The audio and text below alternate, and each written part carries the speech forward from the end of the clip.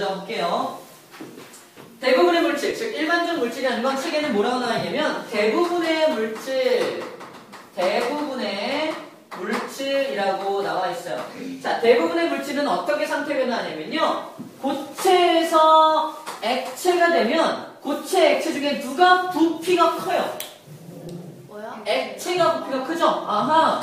부피를 비교한다면 고체보다 액체가 부피가 더 큽니다. 일반적인 물질은. 근데 액체랑 기체를 비교한다면 누가 더 부피가 커요? 당연히 기체입니다. 당연히 기체가 훨씬 더 부피가 커요. 그런데 물은 좀 예외라는 거예요. 물의 부피는요. 우리 알고 있어요. 액체를 얼리면요. 얼음이 되죠. 얼음이 되면 부피가 어떻게 돼요? 더 커져요. 우리 알고 있죠. 페트병에다가 물을 꽉 채워서 얼리면 빵빵해지거나 깨집니다. 페트병. 그게 왜 그러냐? 분명히 액체를 얼리면 분자 사이의 거리가 가까워서 부피가 줄어들어야 정상이잖아. 일반적인 물질이라면. 하지만 물은 그렇지 않다는 겁니다. 그 이유는요. 물은 무슨 구조라기 때문에? 봐요. 물이 이렇게 6개의 분자가 액체 상태로 존재하고 있는 그러한 그림이에요. 나 액체야. 나 이제 액체인데 액체 상태의 물인데 나를 지금 얼릴 겁니다. 즉, 뭐 할 거냐면 냉각할 거예요. 냉각해서 얼리면요. 이 6개의 분자가 이렇게 배치해요. 신기하게도 분자가 ting 이렇게 달라붙어요. 팅 달라붙고 팅 달라붙고 팅 달라붙고 팅 달라붙고 팅 달라붙습니다. 이렇게 육각형의 구조를 떼요. 그럼 봐봐요. 가운데 뭐가 생기냐면 텅 빈 공간이 생긴다는 거예요. 아까보다 오히려 더 부피가 더 커집니다. 커져요. 봐요. 아니, 액체가 고체가 될 때, 즉 얼음이 될 때, 일반적인 물질은 액체가 고체될 때 분자 사이 거리가 가까워지기 때문에 부피가 작아지는데, 오히려 물은 이렇게 육각형의 구조를 형성하면서 오히려 부피가 커진다는 거예요. 이런 차이점이 있다는 겁니다. 그렇다면 정리해 본다면, 부피는 누가 제일 작을까요? 액체가 제일 작아요. 그리고 고체가 큽니다. 이 두 개가 바뀐 거죠. 그지? 기체는 당연히 커요. 기체는 당연히 이게 풀어지면서 이렇게 1800배 늘어나는 것 똑같기 때문에 기체는 당연히 큽니다. 하지만 차이가 나는 건, 일반적인 물질과 차이가 나는 건 액체와 고체의 순서가 바뀌어 있다는 겁니다. 이게 물만 틀린 이유예요. 자, 이렇게 물이 고체로 변하면서 부피가 증가하기 때문에 겨울에 수도관이 얼어 터집니다. 왜 터져? 부피가 증가하니까 관을 밀어서 뻥 터지게 만드는 거예요. 마찬가지로 물이 가득 담긴 유리병을 얼리면 유리병이 깨져버려요. 그런 것들 다 부피가 증가하기 때문이죠. 그런 것들 시험 문제에 꼭 나옵니다. 자, 그렇다면 실험을 해볼게요. 실험 어떤 실험할 거냐? 자, 두 가지 물질을 갖고 실험할 건데, 첫 번째, 일반적인 물질의 대표 주자 양초입니다. 그 다음에 물이에요. 양초와 물을 가지고 실험할게요. 양초를 녹입니다. 녹여서 뭘 만드냐? 촛농을 만들어. 양초를 녹여서 촛농 만들고 물을 가지고 실험합니다. 자, 촛농을 이렇게 어디다 받아넣냐? 비커에다가 받아넣습니다. 물도 똑같은 양을 비커에 받아놔요. 촛농을 노란색으로 표현하고요.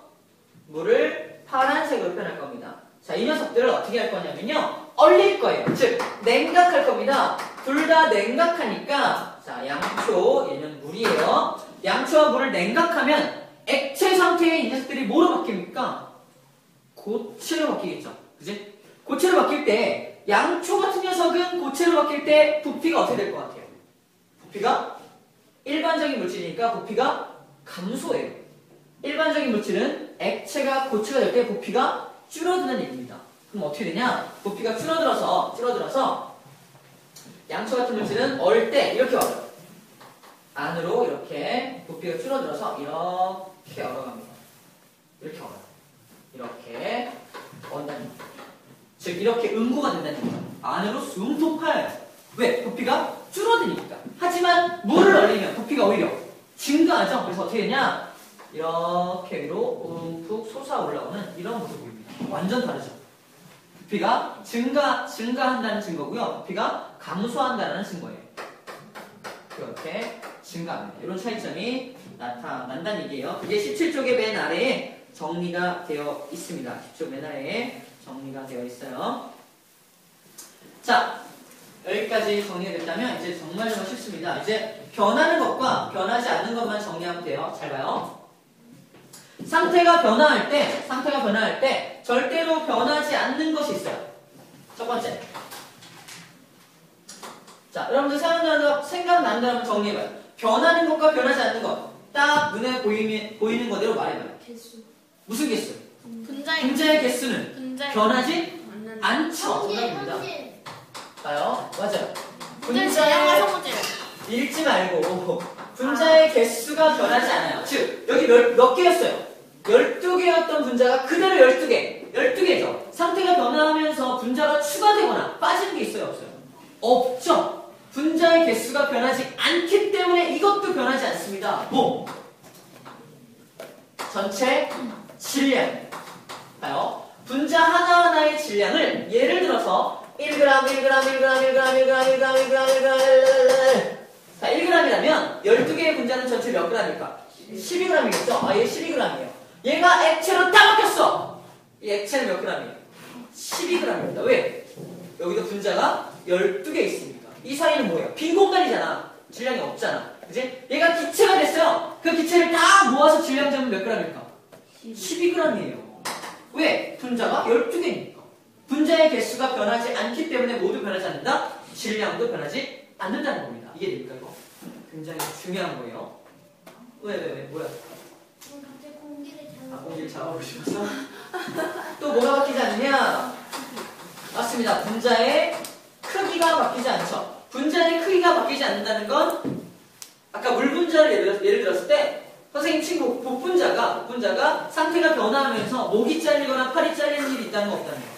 없다는 겁니다. 그대로 복분자는 에너지만 많아지면서 움직이는 거죠? 네. 자기 자신의 몸이 잘라지는 게 아니에요. 그죠? 즉, 분자의 크기는 변함이 없다. 분자의 크기가 변함이 없다는 건 분자가 잘라지지 않는다는 겁니다. 분자가 잘라지지 않으니까 모두 바뀌지 않을까? 당연히 크기나 모양이 바뀌지 않는 거고요. 그러니까 모두 바뀌지 않는다. 아까 분자는 뭘 가진 가장 작은 입자였어요? 밑줄 그었죠? 성질이에요. 잘라지지 않으니까 성질도 바뀌지 않는 겁니다. 아하, 분자의 크기와 모양이 바뀌지 않는 걸로 봐서 잘라지지 않았구나. 잘라지지 않았으니까 모두 바뀌지 않는다. 성질도 일정하다. 성질도 일정하다는 겁니다. 선생님이 그런 얘기 했어요. 얼음의 맛이나 물의 맛이나 수증기의 맛이나 맛은 다 어떻다? 틀려요? 그런 차갑다라는 어떤 그런 느낌 때문에 그런 거고요. 그 자체의 맛은 아니 짜지거나 달아지는 건 아니죠. 그런 얘기를 하는 거예요. 얼음이 물로 바뀐다고 해서 짜집니까? 네.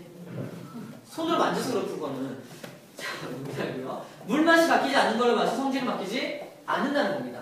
변하지 않는 것들 얘기를 좀 해봤어요. 변하는 건 뭐 있어요? 변하는 거. 딱 보이죠? 뭐가 변합니까? 부피.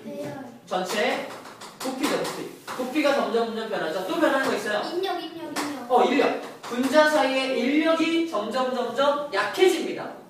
분자 사이의 인력이 바뀐다는 건 부피가 바뀐다는 거죠. 자, 분자 사이 인력이 바뀐다는 건 뭐가 바뀐다는 거냐면 분자 사이에 분자 사이에 거리가 바뀌니까 인력도 바뀌는 거죠. 바뀌는 겁니다. 변하는 것과 변하지 않는 것 정리할 수가 있습니다. 배열도 있는데. 부피가 변하는 건 배열이 변하기 때문이죠. 부피가 변하는 건 분자의 배열 상태가 변해가는 거죠. 변해가는 거. 오케이. 문제 풀어요? 잠깐만. 자, 이거 변하는 것과 변하지 않는 것을 이용해서 실험을 또 할 거예요. 실험 잠깐 볼게요. 거기 오른쪽 17쪽에 맨 위에 나와 있는 실험이고요. 어떤 내용인가 잠깐 볼게요.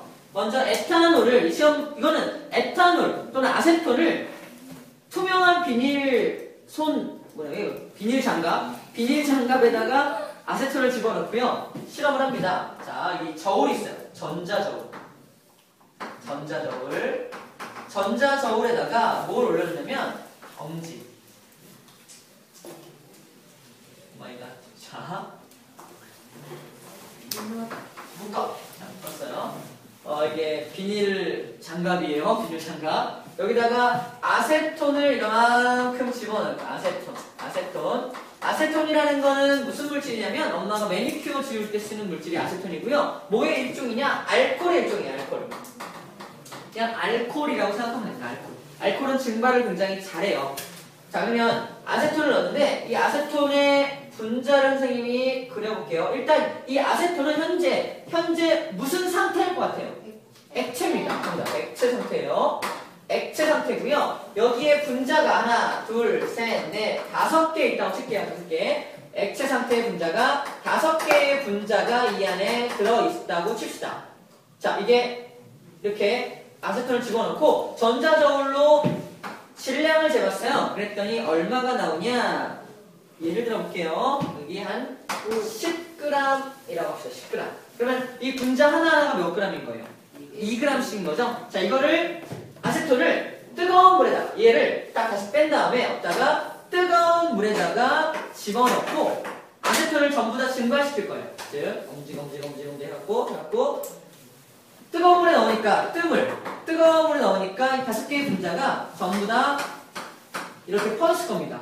즉, 액체 상태였던 아세톤이 뭐로 바뀌었다? 기체로 바뀐 거죠. 이 상태보다 이름은요? 기화죠. 기화가 일어나게 만든 거예요. 기화가 다 일어난 다음에 다시 전자저울 위에다가 이렇게 올려놨습니다. 질량이 얼마일까요? 똑같이 10g입니다. 상태가 변해도 질량은 변하지 않으니까, 이해됩니까? 그 실험을 한 거예요. 어렵지 않죠? 네. 오케이, 그 실험이에요. 자, 두 번째 실험 뭐냐면 양초 있죠, 양초. 즉, 고체 상태의 양초를 마찬가지로 전자저울에다가 이렇게 고체 상태의 양초를 올려놓은 거예요. 마찬가지로, 고체 상태의 양초를 재봤더니 만약에 10g이었다고 칩시다.